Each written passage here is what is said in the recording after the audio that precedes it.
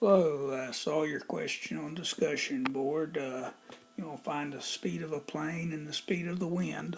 So I let x equal the rate of the plane in still air and y be the rate of the wind, both in miles per hour. Well, distance equals rate times time.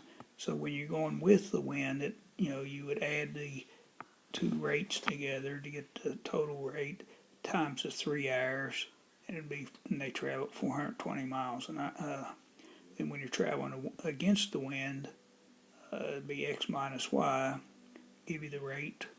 And then this time was 3.5 hours, takes longer for the return trip, and it's 420 miles. So then I distribute each of those and use Kramer's rule to solve.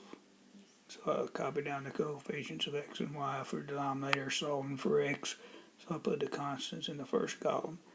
You cross this diagonals product minus the other diagonals product gives me negative 21 denominator.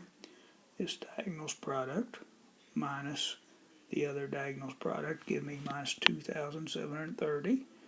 And that quotient's 130 miles per hour. That's the speed of the plane. The denominator for y will be the same as the denominator for x, except in the y column I put the constants. The other column matches.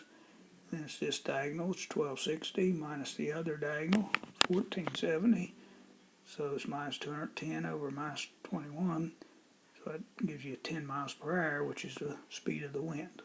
Hope this helps.